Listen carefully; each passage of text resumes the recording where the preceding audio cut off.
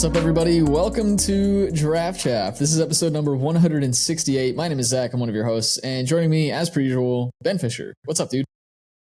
I'm melting. It is so hot. Oh God, it's so hot out.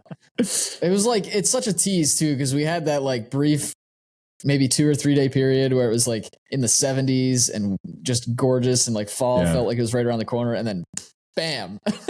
Yeah, 90 plus degrees with 60+% humidity. Yeah. There's some schools in my local area that are getting half days because of the heat advisories. Wow. So yeah, that's where we're at. Unfortunately, I don't think my school is going to have that happen. I'll tell you all about it, my Tybalt. How about that? All right. Well, on the bright side, while we're stuck inside trying to enjoy some air conditioning, we do have a new format to talk about. So let's jump into that. Before we do, of course, our usual housekeeping. Do check out the Discord if you haven't already. It's the best place to be to chat with us and chat all things MTG with the rest of the Chaficionado community. We'd love to have you over there, so do check that out. The link to that is in the episode description as well as on our Twitter page. And if you'd like to support the show directly, you can check out our Patreon at patreon.com/draftchaffpod. Huge thanks to all of our patrons who continue to support us each and every week. We're beyond grateful for all of you, and we've got a little bit more on that and the Patreon in a bit, so I'll leave this at that for now. We're going to skip our crack a draft type thing this week because, well, it's live draft week, so we've got a full draft coming. So let's jump right into our Teferi Tybalt. Ben, what's going on? Well, I'll start with my Tybalt. I already mentioned it. It is so hot. Gotta love that global warming stuff. It's all over the place, and it's happening. My classroom, unfortunately, doesn't have AC right now. There's been an issue with the HVAC system. They've been trying to fix it for a while, but today my classroom was a balmy 85 degrees, and I was there in long sleeves and long pants, and nothing puts students to sleep like that. So yeah, that's been rough. We have the fans on full crank. We actually have a fume hood in my room because it's used for chem sometimes. So we opened it up, turned the fume hood on, and just like ran the fan at full blast just to like suck air out of the room and get it out and like get it moving. But yeah, that's been something. My real Tybalt is that I got demolished at pre-release.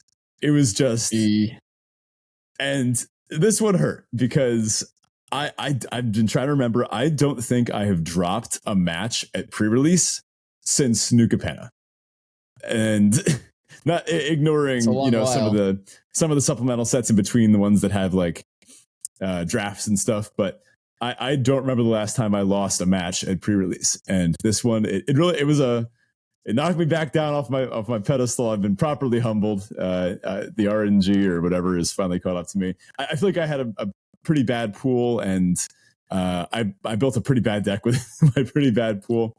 The first match I got kind of destroyed in the mirror. I was playing like a black-green splashing red Jund thing. I had an Ashiok, but that was probably my best card. And gotta say, they've really toned down Planeswalker design. They don't just win the game when they hit the field, because when you're behind and you play an Ashiok, it just does not do much. Ticking down to make 2 1/1s or ticking up to do functionally nothing in the face of a couple 6/6s, not a way to win games. And then, of course, you know how round 2 went, right? Yeah.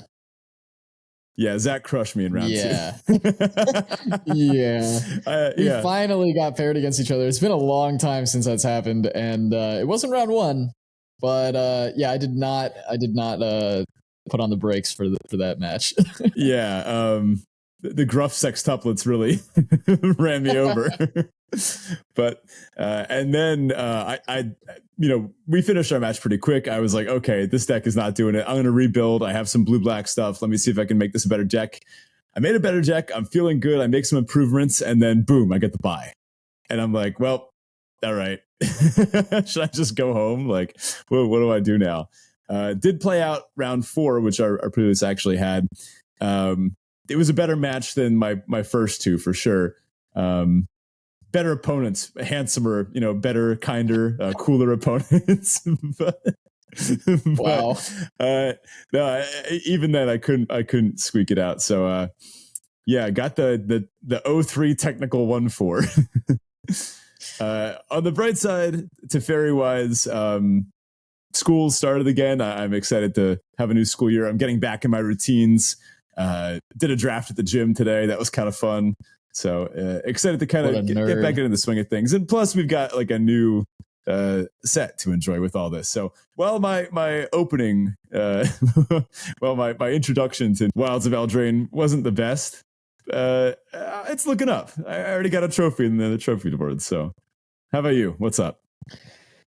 Yeah, I will say just my quick little thing on pre-release. I also didn't do all that well. I think I went 1-3 as well. And I had 2 Gruff triplets in my pool. The problem, I had a bunch of good rares in green, and then like not actually a whole lot to support them in other colors. So I ended up kind of, finagling together a green-black deck that was probably better than I piloted it, and I had some bad draws. It was better than my green-black deck.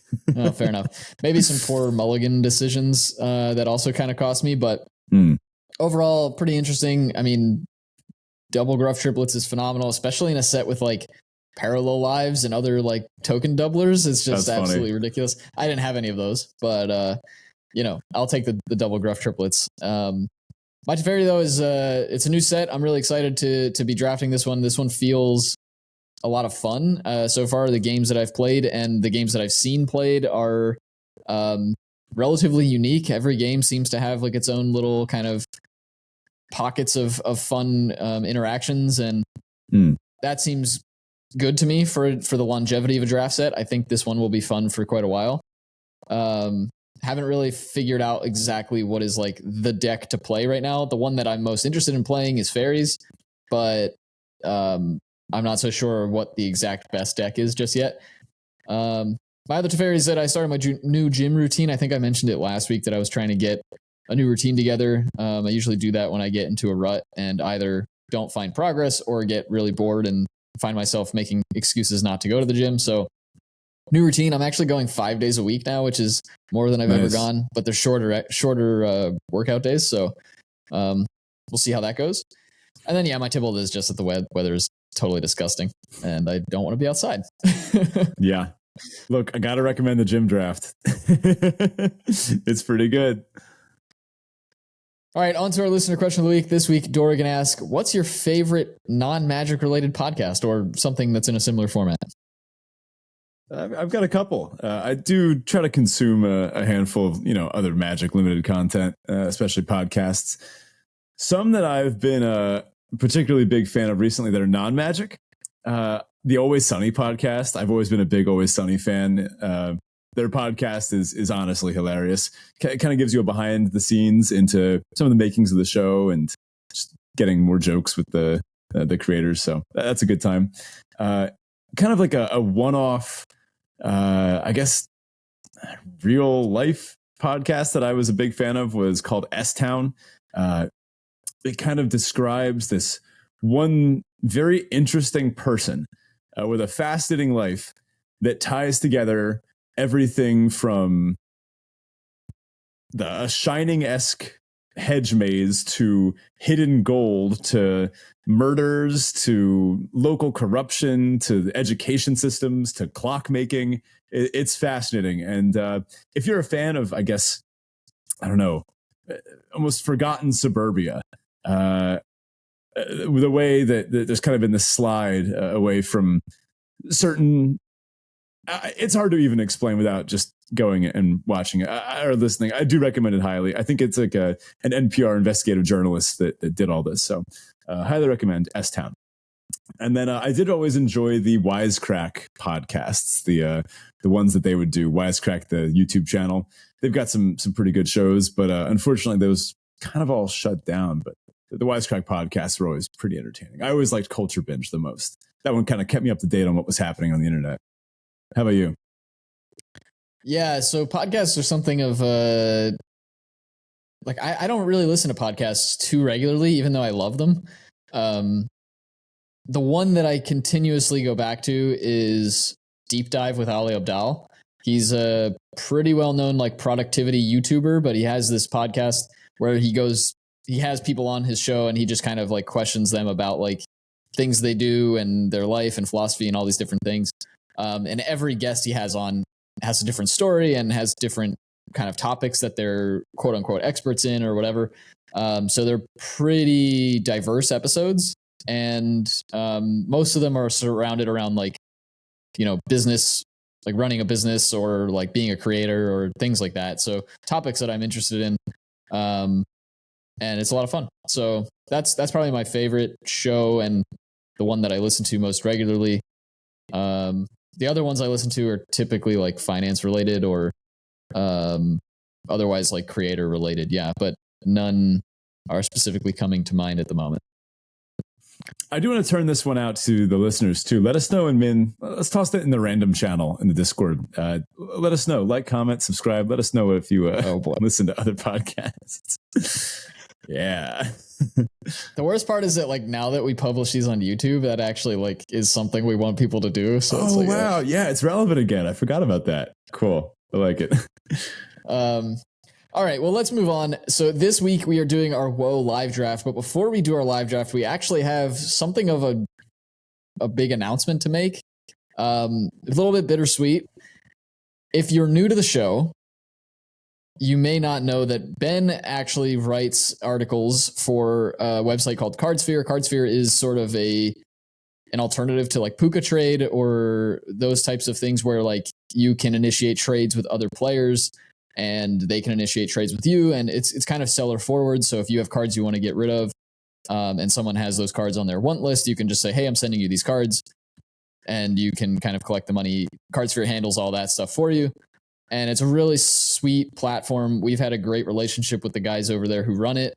And Ben's been writing articles for them for a bit over 2 years, 2.5 years, something like that. Yeah, something like 26 articles. A lot of my vector theory articles, all of my vector theory articles. If you haven't seen those, go check them out. I mean, I've really enjoyed writing for CardSphere. Yeah, well, the unfortunate news is that CardSphere announced last week that they are shutting down. Unfortunately, that means the services they offer in terms of the site are down. That also means that we are losing an income stream in terms of the articles that Ben writes. So that hurts. It hurts mostly for CardSphere. I know that it's a product that they really loved building. And again, we have a great relationship with the guys there. So we were really sad to hear that it was. Yeah, absolutely. And we were really sad to hear that it was shutting down. But unfortunately, it is a decision they had to make. So that does impact the show in terms of losing an income stream. So we're kind of using it as an opportunity to spin the Patreon. Ben and I have been talking for a little while about maybe doing some changes to the Patreon. We don't like to make changes to the Patreon pretty much at all because it affects the current patrons.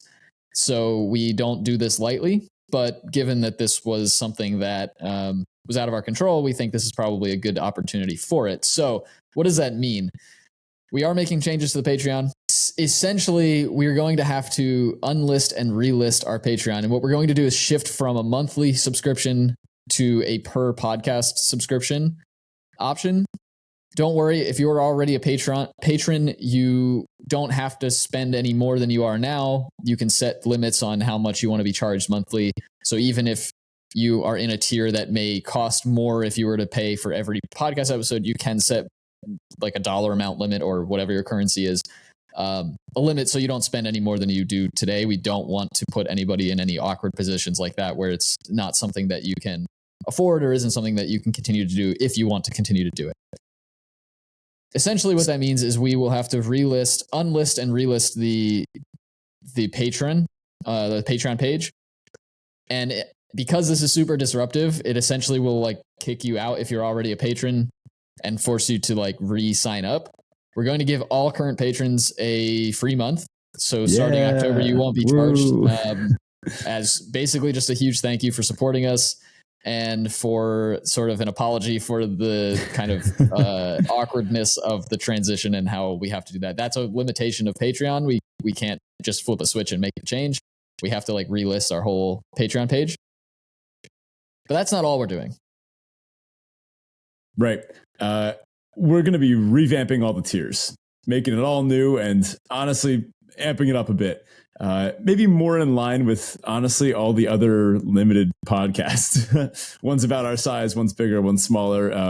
But we've been doing some studying and we've put hours into this. And we're hoping that what results is something that, you all enjoy. And honestly, for under the cost of maybe for Zach a coffee or for me a bubble tea per month, you can still support us in a way that would honestly make a huge impact. And again, this is, I hate money. I hate talking about money, but honestly, in simple terms, you all make this possible. And, Zach and I do this for the love of the game, right? Literally. But given the hours and hours we pour into our podcast and all the love that goes into it, and the fact that we both have pretty intense full-time jobs, I think this is the best course of action. So all patrons who sign up in the first 2 weeks, we'll announce those exact dates in November. We got to check the billing cycle dates, I guess. But October will be the free month. November will be our big relaunch. We're going to give you a pin. Now, this is no average pin. This is a reserved list pin. This is never getting reprinted or die cut. I don't really know what they make pins out of, but we're making limited edition Draft Chaff pins. And if you want one, you can sign up to be a patron during our big relaunch period. Of course, all the Patreon tiers will have their usual fun perks, and more information about that will be available in the Discord, on Twitter, and the usual places you can check. And speaking of great perks, I mean, just today we, on our pre-show, probably spent like 20 minutes deep diving into a draft that I did while at the gym, and about how it was a bit of a train wreck, and it was split between two vectors. And I think, Zach and I kind of discussed and worked it out, and I think I can eke out 4 wins with this deck. Let's not get too ambitious, but this went from a pile of like 50 some cards, and I didn't really know what to do with it. And we discussed some picks that I made incorrectly. Well, not incorrectly, some unfortunate picks. Let's call them happy accident picks. But anywho, more stuff like that is of course available on our Patreon. And again, we really just want to thank all the patrons we've had throughout the years. Without you, we wouldn't have made it this far. The way that you have just been so kind and so consistent and so uplifting and made our day in so many ways. We see the messages that you write us and the kind words that you leave and the feedback and just the knowledge that if what we do and talking about a card game somehow makes your day a little bit better, just 1% better, that's all we really need. Just hearing that from you is the best. And we thank you all very much. And for those that go on to become patrons, thank you too, and enjoy your pin. Yeah, and to be clear, if you're currently a patron and you just continue through this transition, then you'll also be getting a pin. Don't want it to sound like net new patrons are getting them. And Ben mentioned we'll announce all the details. So the short of it is we're reworking the Patreon. We're going to have more tiers. It'll be a per podcast subscription fee instead of per month, which gives you more flexibility in terms of how much you want to pay every month. And we are going to have a bunch more perks and such because there are going to be more tiers. So check that out. We'll have all the dates and details listed out in the announcements channel on the Discord. So again, if you're not in the Discord and you want any more information on that stuff, do join the Discord. But I think with all that said, let's get on to a live draft. All right, now we're going to run a traditional draft today. I've actually got that other draft still up in my best of one. Let's get into it. I like this beautiful Neva art too here. I didn't even see those thorns. Yeah, Neva's pretty fantastic art. Also, if you're listening on Spotify, definitely pull out your phone or your computer or whatever. Watch on screen because we have all the footage of the draft here live as well. And if you're not on Spotify, if you like to use a different podcasting app, this will be available on YouTube as well. So if you want to see the draft, check that out. We'll also link the 17 lands data in the episode description as well. So you should have access to that as well. We're just waiting for the table to kind of fill up. So if you're watching on YouTube already, then you know what's up. This is just a classic live draft for you. Looks like we got one more open sea. What are we hoping to open? Honestly, maybe like one of the virtue cycle. I feel like I haven't gotten to play with a bunch of bombs. Most of them are good. I don't think the virtues are very good in limited. I think the white one's phenomenal. The blue one seems not unplayable, but seems pretty bad actually. Copies a triggered or activated ability, or is it just a triggered ability? I think it's either. Okay, that could be cool. It could do something. I don't know about the other two or the other three, but the white one's the one you want if you're going to open a virtue, I think. Yeah. I could go with any of the, mythic rares with a 60+% win rate. How about that? Sure, why not? No, this is my third draft of the set. So the one I had like a red-green deck that trophied. It's in the trophy channel. I had that blue-white mess deck that I haven't even played a game with yet. So I don't really count that. So I'm still very fresh to the format. Here we go. We've got a mythic. It's Arietta the Charmed Apple. 1 white, black, 2/4. Each creature you control that's enchanted by an aura you control can attack you or planeswalker you control. So I guess if you put a curse roll on your opponent, it's like a pacifism. And then at the beginning of your end step, each opponent loses X life and you gain X life, where X is the number of auras you control. I'll be honest, I'm not in the habit of passing mythics during week 1 of a format. That's just not really what else is in the pack here? We've got a Solitary Sanctuary, which looks quite good in the tap deck, but pretty much unusable in anything else. Ice Rot Sentry, which is another really good tap deck option. Tattered Ratter, I don't really like, but it's fine. The Hollow Scavengers seems pretty good. The Hopeless Nightmare, like meh. And something. Hopeless Nightmare is good. I mean, honestly, that could be one, or even Return Triumphant is great to get Ariette back. I mean, there's no like A+ removal spell here. I'm just going to slam the Ariette, right? Yeah, I think especially early in the format like this, we definitely want to try out mythics and rares and such. So we'll see what we get into next. We got past a rare. Yeah, we got past some interesting stuff here. So we got past a feral encounter that's green sorcery. Look at the top 5. Exile a creature from among them. For the rest on the bottom, you cast an exile card this turn. Blah, next combat phase. Beginning of the next combat phase this turn, target creature you control deals damage equal to its power up to 1 target creature you don't control. This is a lot of words to say. Punch bite something. Spell. Yeah, bite spell, draw a creature. It's a bite spell for 2 all the time, and sometimes you can go get a creature too. Nothing there's super a common missing from this pack, which is really weird. There's an Up the Beanstalk. There's a Charade of Numbing Depths. Look, obviously we can't play Feral Encounter and Ariette in the same deck, but if this person isn't valuing green, I do really like green in this format so far. I'm not opposed to just taking this too. So I didn't actually mean to click on that. I didn't actually mean to click on that, but we did. So next pack, we've got Knight of Doves, the one that makes 1/1 birds when enchantments go to the graveyard. Does kind of work with Ariette. You want to turbo rolls. Disdainful Stroke, just kind of generically good in blue. Impact Tremors, we're looking pretty far away from that, but it can be good with rats. Again, we're very far away from the rats vector. There is a Rat Out, just kind of generically good removal spell. Not seeing a lot of green in this pack. The only thing we got is Root Rider Fawn. I wouldn't mind picking up a Knight of Doves early and then looking for ways to try to send enchantments to the graveyard. I mean, this is a really powerful payoff. Yeah, with Ariette too, we're kind of looking to potentially cut the whole enchantments ETB or leave the battlefield vector. And Knight of Doves is a phenomenal card in that vector. I think in the format breakdown, I was a little lower on it than I should have been, and it has seemed quite good when I've seen it work. So let's keep an eye on that Rat Out. Maybe we can wheel it. No other white cards really interested too. Okay, well, here we've got some action. We've got a Dutiful Griffin. That's the 5 mana 4/4 flyer, which is just a pretty solid rate by itself. And then you can sack some enchantments to bring it back from your graveyard to your hand. Intangible Virtue, far away from that vector. There's a Barrow Naughty, good for fairies. Barrow Naughty's phenomenal. Yeah, I really like that card. A Scream Puff, that's kind of a funny one. There is a Johann Apprentice Sorcerer, so maybe literal blue-red is open, but I mean, oh wow. I mean, pick Torch the Tower. That is a signal. It doesn't really pair with what we've got so far, though. I'm kind of okay with just sticking with the Dutiful Griffin here, kind of sticking with the white enchantments. Griffin or Barrow Naughty, I think, would be my picks. Blue-red does seem like it might be open, and green isn't being taken very highly right now either.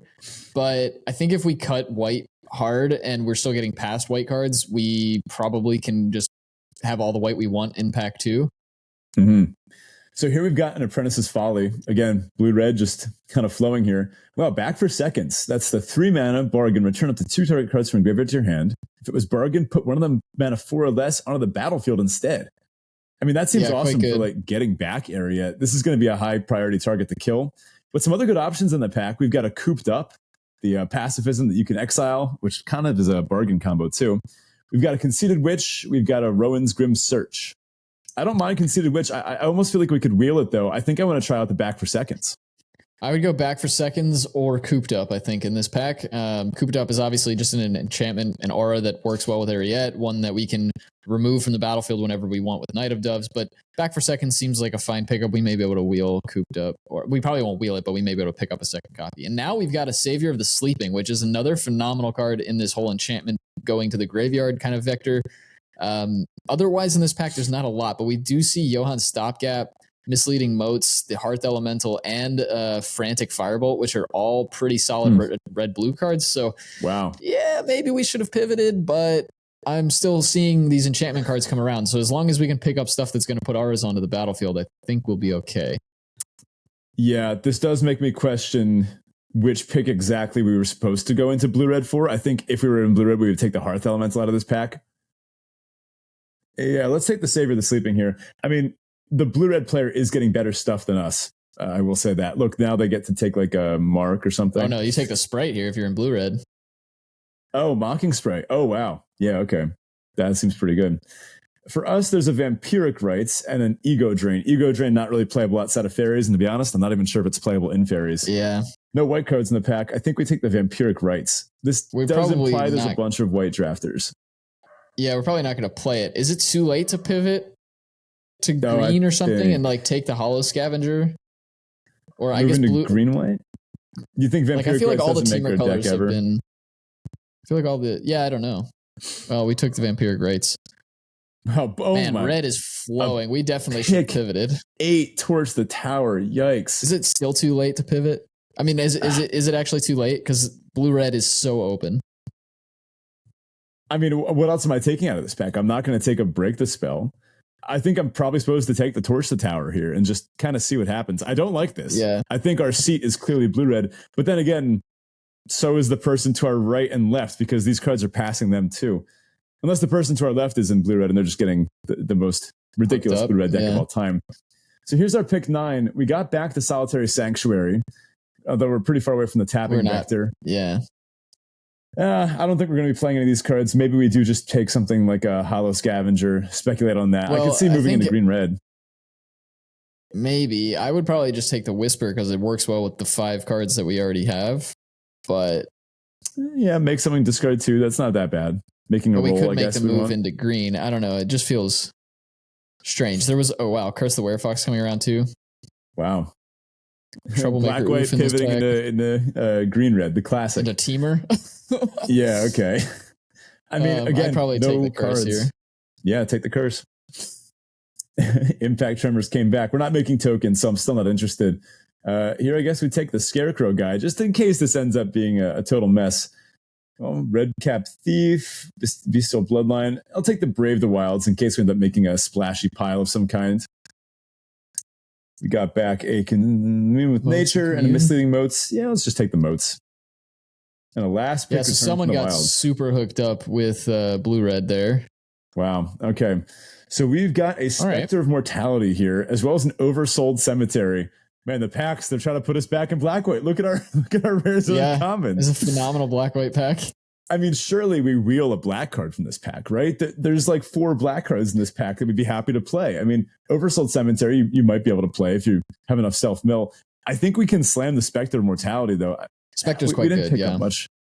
We just didn't pick up much good black cards in this pack. I think we do need to trust that this pack, we are going to see some black because we just didn't pass any good black cards this pack in pack 1. There's a Dutiful Griffin. There's an Ashok's Reaper. There's another Back for Seconds. And then some good black-white stuff. There's a Cooped Up as well. Even a Rome's Grim Search. I think we just take the Spectre and try to move into black-white here. Okay, here's an easy pickup. There's a Glass Casket. I mean, I don't see a world where we don't end up playing that card, right? Yeah, Glass Casket is pretty phenomenal removal. Threadbind Click is pretty strong. Threadbind Click is sweet. There's also a Hamlet Glutton in this pack. And a Balluna's Gatekeeper, which I've seen be quite nice. But we're getting to the point we really need to plant a flag, and I don't know what our colors are at this point. So I think Glass Casket, black-white does seem to be the safest home for us right now, just given the number of picks we have in those colors, and nothing else seeming completely wide open, given that we kind of missed the train on blue-red. Yeah, that. I'm interested to hear some feedback from the listeners too, where exactly we were supposed to pivot. Yeah, we're seeing some green flow. Although here's a hopeless nightmare. Oh man, we're saved. This is exactly what this deck needed. A Charm Clothier as well. Well, I mean, we're going to take it over Hatching Plan, Stormkeld Vanguard, up the Beanstalk. Man, I had a game where my opponent played the 3-mana Catapult, and I just got the Stormkeld Vanguard, bear down on it. Just brutal. A very, very nice card there. I think we want to take the Hopeless Nightmare here and then look for some ways to bargain. Yeah. Again, I think we can string together this deck. Okay, there's an Ashiok's Reaper. There's a Restless Spire going around. Man, dude, we could have had it all. Yeah. There is a Candy Grapple too. Ooh, Candy Grapple's a phenomenal card. Yeah, Candy Grapple over Ashiok's Reaper? I think so. I think it's maybe a pick. We may be able to the Ashiok's Reaper. We probably won't, but we may be able to. And we are a little low on removal right now. I think we take the Grapple, and this vector is very specific. I mean, maybe there's another black-white drafter at the table. Maybe, but from the blue-red perspective, there's a Restless Spire, there's a cut-in, there's an Unruly Catapult in this pack. Yeah, even a Crescendo. Yeah, I mean, I think in blue-red we would have just... Man, hindsight. I think it was the Johan pick. I think we needed to pivot when we saw Johan. Yeah, you think we would take the Archive Dragon now, I guess. Well, here we do get a Shadow the Oath. That's a fine pickup. Yeah. This makes a roll, kills basically anything you could imagine. Continuing on, we've got a Baronauti. There's a Fraying Sanity for you.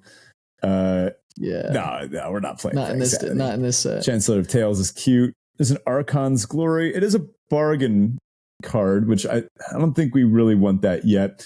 No, I think we take Baronauti here. Just a generic 2-mana. Maybe we can pick up another one so they can play off each other. Catapult in that pack.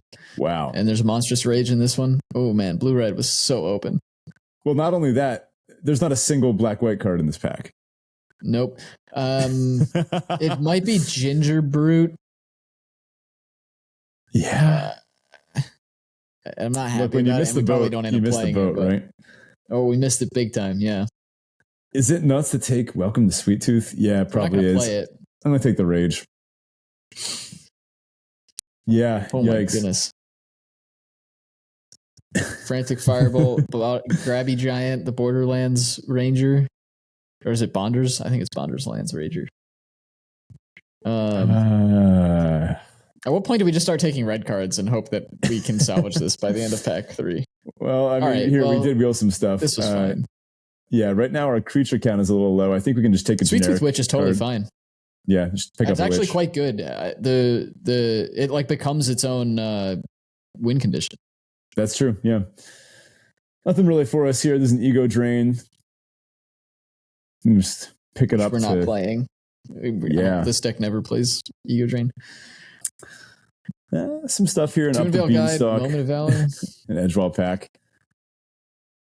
Toonvale Guide. Yeah, let's pick it up. This thing wears auras pretty well. Yeah. A bunch of blue and red cards. Such a late catapult for the blue-red deck that's floating around this table. Yeah, we'll take the catapult. I mean, there were just better blue and red cards in every pack. That's true. I would love to see what everyone else at this table has drafted. I wish I could. Now, I know we say don't marry your first pick, right? This is we did kind just of like a thing. Here, but and yet I still don't feel this is the type of draft where it's important to go back and assess, what happened. And also we have a whole nother pack here, so maybe we can work something out. Pack 3, let's see. Karmic Justice. Don't think this is one you can play in limited. Our regular bear is a Sleep Cursed Fairy. Sleep Cursed Fairy is so good. Yeah, cool card. Some nice white cards though. A Princess Takes Flight, an Eerie Interference. I'm not going to try out the Fog until I know it can work. I think we can just slam the Princess Takes Flight here and hope to pick up some more bargain cards. We have a handful already, but this one, when you can make it work, it's just so good. Yeah. There's also Torch Tower and Ferocious Werefox. There's the Vermin, the Voracious Vermin, which is the 2/1 that ETBs to make a rat, and then it gets counters when your other stuff dies. Mm-hmm. Unassuming Sage. Yeah. I think we can just take the Princess Takes Flight here. Yeah. We are definitely still looking to keep our bargain count up so we can get rid of stuff like that. In this pack, we see a bunch more blue cards that we would love to have in that blue-red deck. Another Archive Curiosity. Dragon, but Archive Dragon, Spell Stutter, Moats. I do like Candy Grapple, though. I think that's a fine pickup here. There's a Candy Grapple. There's also Fell Horseman, which is a fine card. And Besotted Knight is not something you'd love to play, but it does make a roll if we need the extra rolls, and maybe we'll wheel that one. Let's go with the Grapple here. Okay, so Black-White, literal Black-White, was not drafted, at least a couple to our right, because I think this card is excellent. I mean, this thing is a format of 1/4. Restless Fortress, Restless Fortress. One of the attacks you drain for 2. Not ridiculous to consider taking a Hopeless Nightmare here. I do think we could wheel something out of this pack between Besotted Knight, Unassuming Sage, Hopeless Nightmare, Minstrosity. Well, I say quite good, but it's really just like a fine 2-drop that you're just not too disappointed to have. We are a little low on playables. I think I still want to take the Fortress here. We really need some 2-drops, though. Oh, wow. Stab Wound. We're saved. Here we go. We have a win condition. It is no longer a Hopeless Nightmare. Yeah. Stab Wound is ridiculous. And I think we can, again, get back Reindeer in this pack. Yeah. Rhyme for Reindeer would be great for this deck. I hope we can pick one up. But we just can't pass a Stab Wound. That card is awesome. Combos with Ariette, the thing you Stab Wound, they can't even attack with it. Here we can just take a Besotted Knight. Makes a royal roll. Do you like Besotted Knight over the Clothier? Oh, this one actually just comes in to make it. This one's a little more flexible with mana, but I guess these are very similar cards. I guess this one is a 3/3 body. One's a 5 mana 3/3 ETB make a royal functionally split over 2 cards, and the other is a 5 mana 3/3 flyer ETB make a royal. I think I'd like to take the Knight. I think I like the mana flexibility a little bit. You could play it on like turn 3 or something. Look, there we go. We got another Clothier. So I think we just. I don't hate Candy Trail actually. Candy Trail seems better in this format than I originally thought it was. Also, that's a really late Utopia Sprawl coming around. I don't think people value that card nearly highly enough. We're not even talking about the frolicking. What does this one do? And another catapult. Pay 2. Choose one that hasn't been chosen. Oh, phenomenal top hand design. This is a pretty cool card. You can sack this. Do you get it? Bargain. Do you get the joke? The first one's too hot. The second one's too cold. I get the joke. Third one's just right. It is funny. Wow, a lot of Archive Dragons floating around. Not dead after all. Is looking a little low. Yeah, I don't think we have enough creatures for it though. I think I just want to take a Gingerbread. Oof. Yeah. There's another a Feed the Utopia Cauldron. Sprawl. Wow, another one.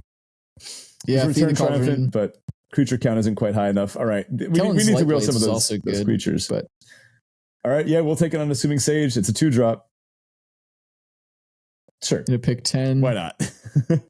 Bunch of green blue cards. Nothing Archive really Dragons, here for us. Stormcloud Vanguard, Blueness Gatekeeper, Misleading Moats. Honestly, the Toadsteel Admirer is, I think, the only non-playable. I'll just take a dragon because it's disrespectful. Another Unassuming Sage. Okay. Another Charm Clothier. Okay. Yeah, so this draft came together. We have a deck. We just barely squeaked by here. And even in those last couple packs, blue-green seems especially open. But even then... the teamer colors were open this whole draft. Yeah. I think a literal black-white deck, 1 to 2 seats to our right, would have taken the Restless Fortress. Because this card is just excellent. I mean, all these creature lands seem fantastic so far. Yeah. I mean, there's a reason they're printed at rare, right? A lot of them are even splash worthy. Like you almost consider splashing a land just to activate them. Now let's assess real quick here. We have some power, right? We have a Spectre of Mortality. We have the Ariette. I mean, we have some good removal. We have the Stab Wound. We have the Shadow of the Oath. We have double grapple. We have the Princess Takes Flight. We have some options here. And I think we need to just cut one non-creature spell and call it a day. I think it's probably the Ariette's Whisper, right? Yeah. Yeah, a lot of our other ones seem a little too important for what we're trying to do. We have a lot of ways to send auras and enchantments to the graveyard. We unfortunately don't have very many ways to create rolls, which makes me like a little bit nervous to cut Ariette's Whisper. Could it be might 3 just bowls be of 3 bowls of porridge. Yeah, tap a thing, gain 3. Yeah, this card's a little too cute. It's probably just that. Okay, I mean, this is a deck. This isn't the worst limited deck I've ever seen. that being said, it probably was correct to pivot. Now, you open a black-white mythic. You take it, obviously. We second picked, what was it? It was something pretty on point, right? Dutiful Griffin, I think. Yeah, the Griffin was early, right? And I feel like we took, after that, we'd taken a back for seconds. Yeah, back for seconds pretty early as well. And then somewhere in there, we also missed on the Johan pick. And then immediately we started seeing, was like a pick 3 or pick 4 Johan. So I really think at that point we should have seen that as a really important signal and just went in on that.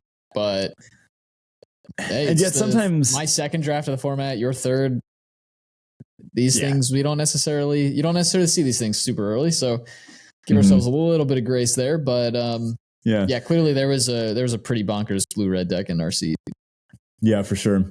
I mean, a blue-red, just pivoting off so hard. And we say don't marry your first pick, yes. But there is some merit to, drafting well, given that you opened presumably a bomb. I mean, a 3-mana 2/4 mythic that can, lock down a bunch of your opponent's stuff.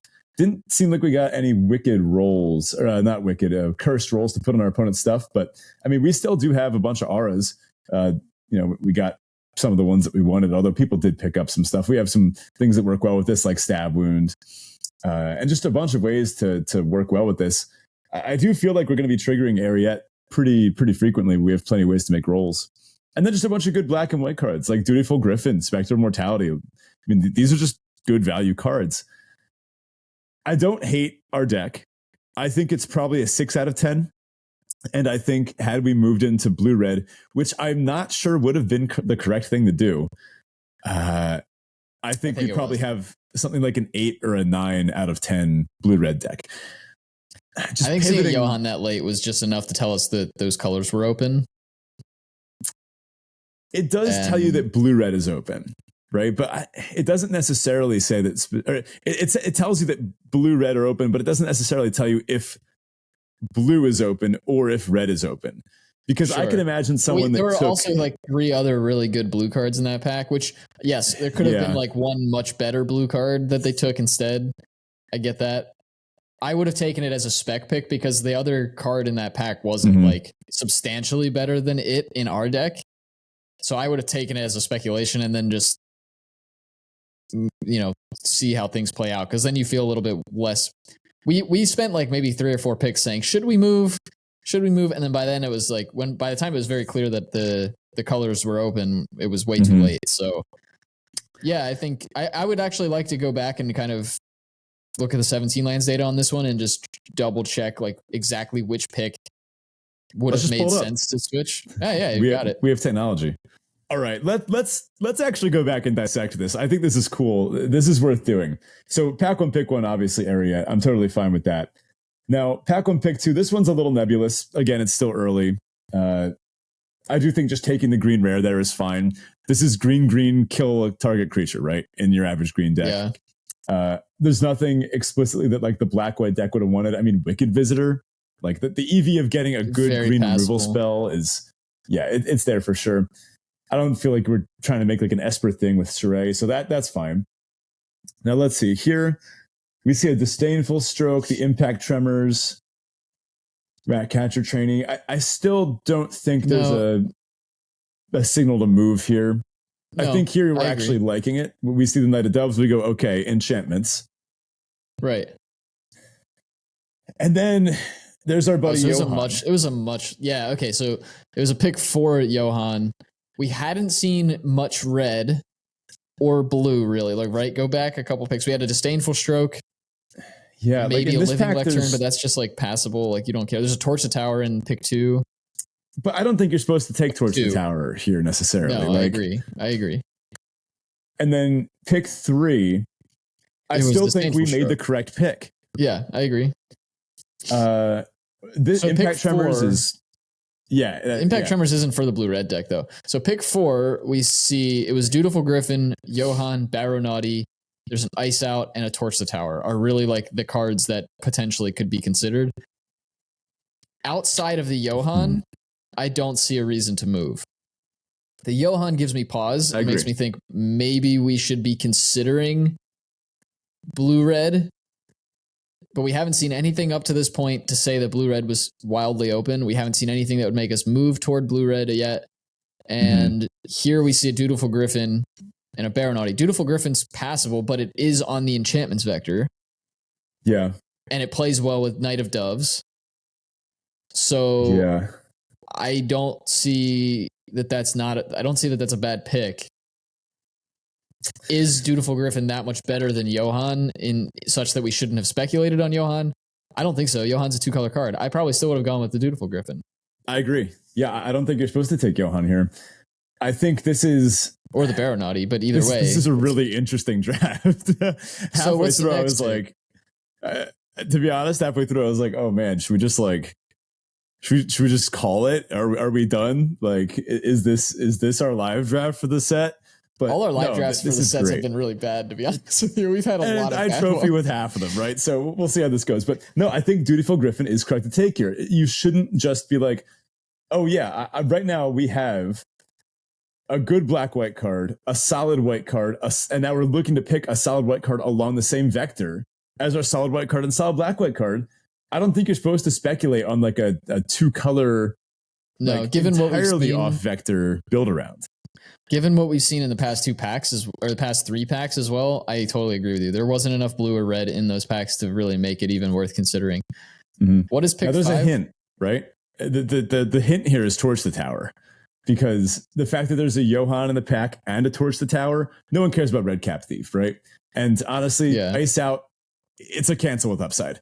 But the Johann and the Torch, this is the first hint of a signal. It's like a soft signal, right?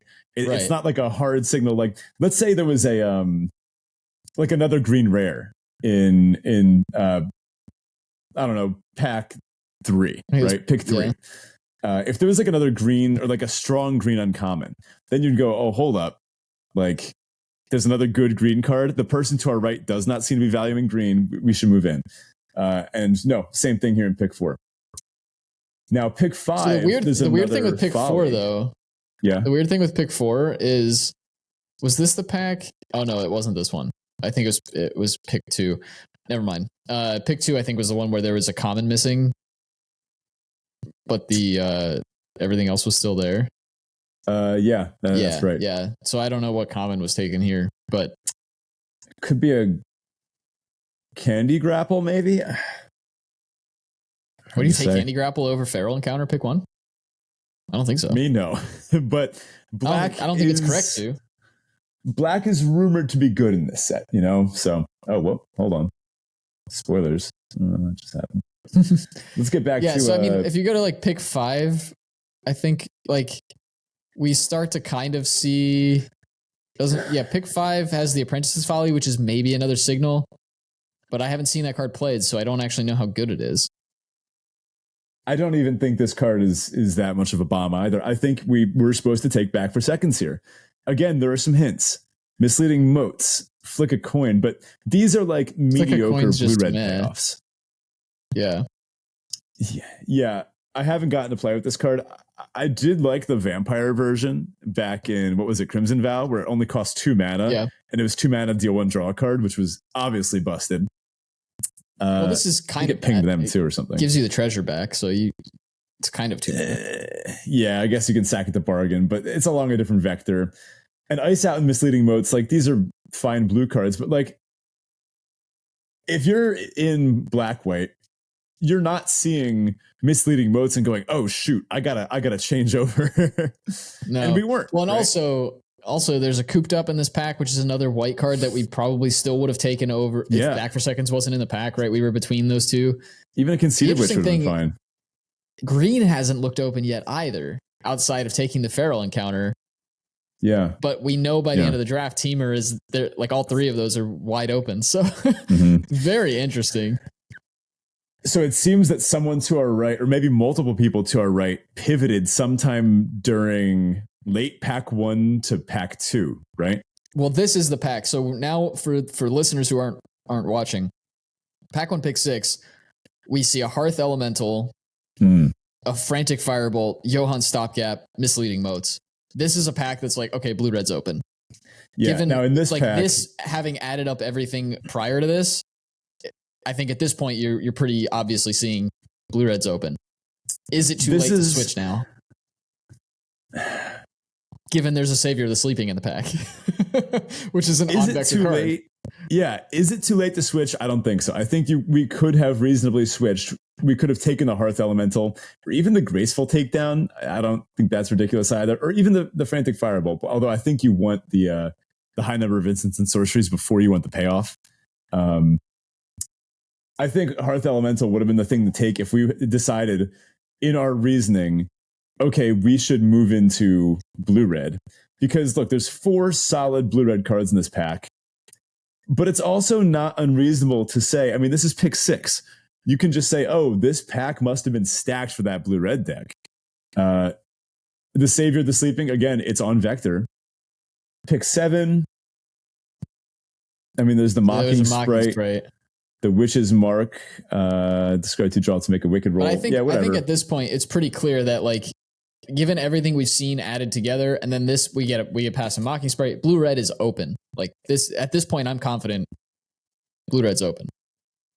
But I don't think you're supposed to switch still. I think the power of your black white deck. I mean, we have Ariete, Savior of the Sleeping, Knight of Doves, Back for Seconds, Dutiful Griffin. This is a very strong core of cards here. It is, but the last 3 packs, we're not seeing a ton in black-white. Like, we've seen 1 card for our deck pretty much in each of those last 3 packs. And Village Rites is not a card, or Vampire Rites or whatever it is not a card for our deck. It's just not. And neither is Ego Drain. Yeah, these were the packs that hurt, the ones that were full of Teamer stuff. It almost makes it feel like there were 2 people in, like, black-white or black, like, X-black or X-white combinations somewhere around this draft table. Sometimes like within 3 people to our right, it feels like there was at least 1 black drafter, at least 1 white drafter, and maybe multiple.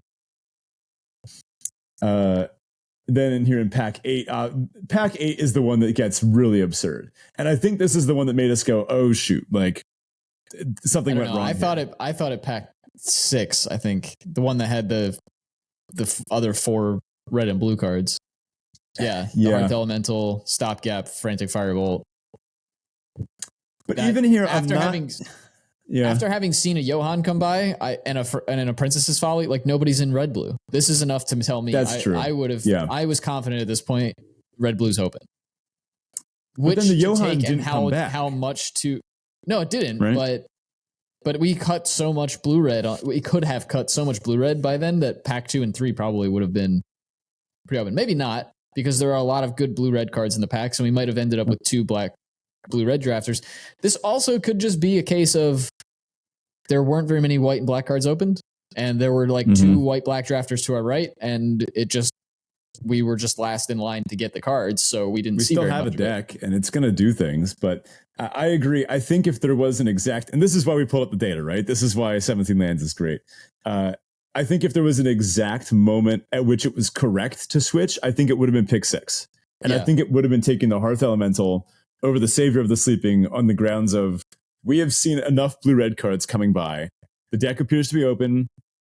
Black-white is drying up a little bit. And yeah, this is an on-vector card, but it's getting a little risky.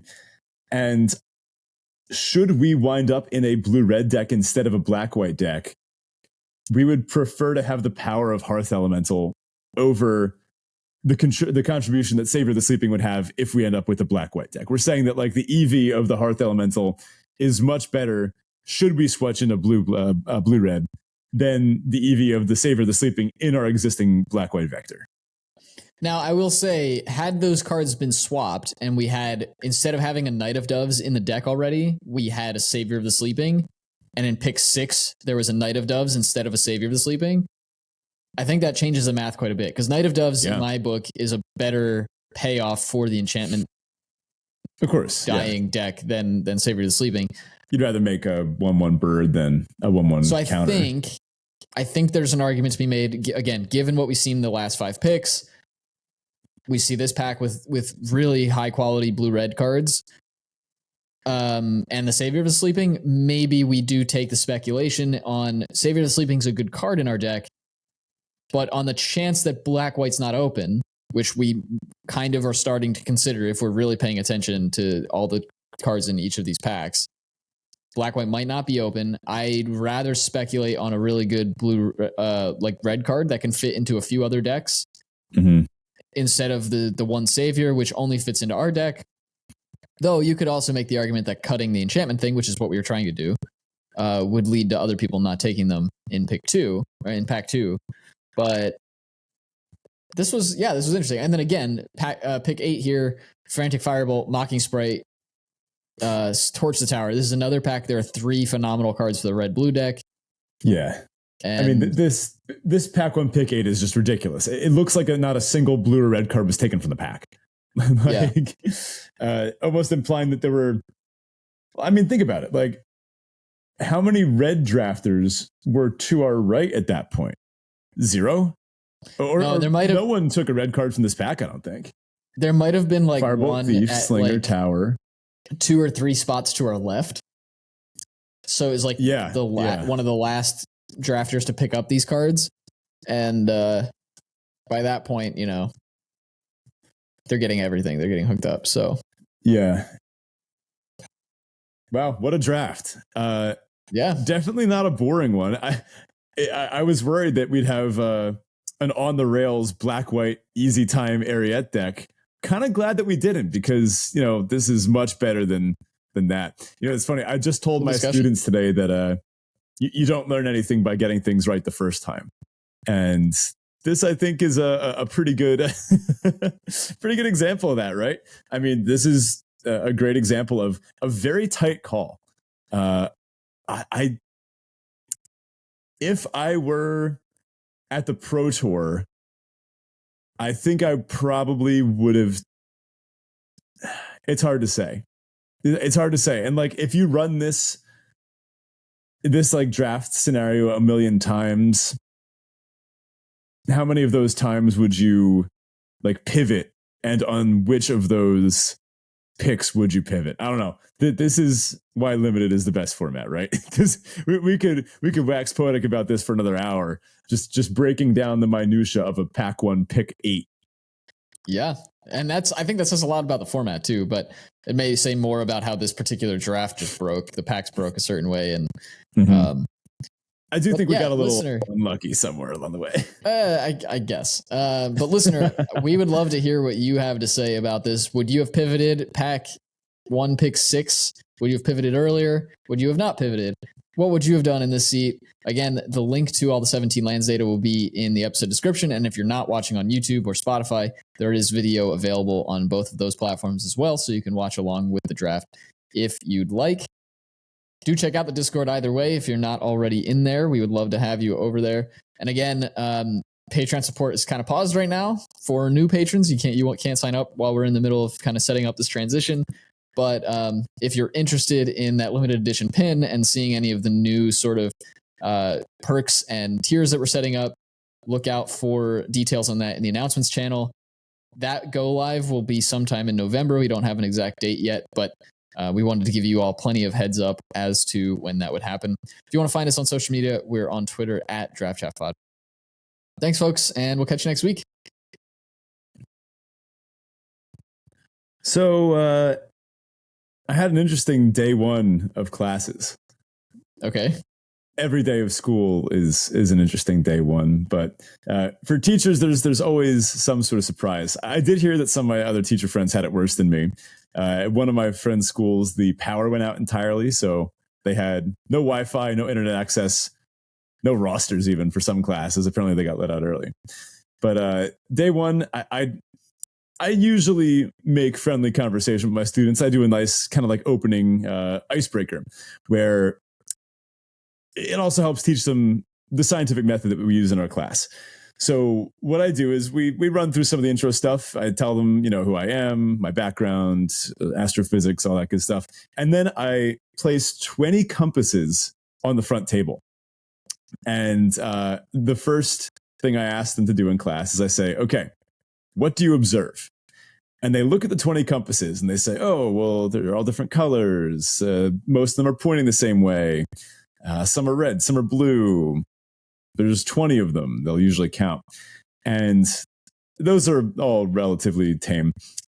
But now the fun part is I ask, okay, explain why I have 20 compasses. Come up with an explanation that explains your observations. And of course, you can see the parallel here. I then tell them, oh yeah, well, you just did physics. You made an observation, you came up with a hypothesis that explains it. That's all a hypothesis is, just an explanation of what you've seen.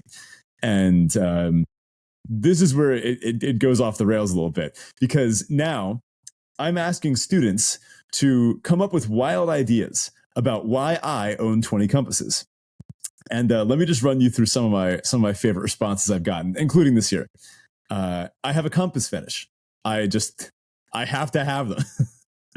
I keep breaking them over and over again. One student suggested that I inherited them because a relative just died. And I was like, wow, that's kind of grim for day one. Another student said I was abducted by aliens. And when they sent me back down, I was given 20 compasses. Someone said I stole them all. And I stole them all from Walmart or something. Someone said that I was going to give one to each of them because the relatively weak magnet of the compass, I would, ramp it up somehow, like remagnetize it stronger, which would be very hard to do. And I was going to put it in each of their bags to disrupt their Chromebook. What's going on over there? And last but not least, maybe my favorite from this year, one of the students suggested that I'm actually a Spider-Man villain, and that my power is that I can make magnets hypnotize people, and that I was going to give out one to each of my students and hypnotize them so that Spider-Man would have to stop me. That's oddly specific, but I think I appreciate the imagination behind that one. Yeah. I would like to know if the listener has any good hypotheses, because the best part is I don't tell them. And that really pisses some of them off. They're like, what do you mean you're not going to tell us the right answer? I'm like, well, in science, there's no one you can just go and ask to tell you the correct hypothesis. We would have done the grand unification theory ages ago if we could. So I'd like to think that I was Wait, what grade do you teach again? 9th? This is freshman, yeah. Yeah. Okay, so it probably wouldn't have been. But I'd like to think now, knowing what I know about life and myself and school and everything, that I would have been that smartass in the back of class who was just like, you have 20 compasses because you're a physics teacher who needs to give us a way to like learn how hypotheses work. And I'm like very meta with it. I occasionally get the meta student, but I don't think I actually got one this year.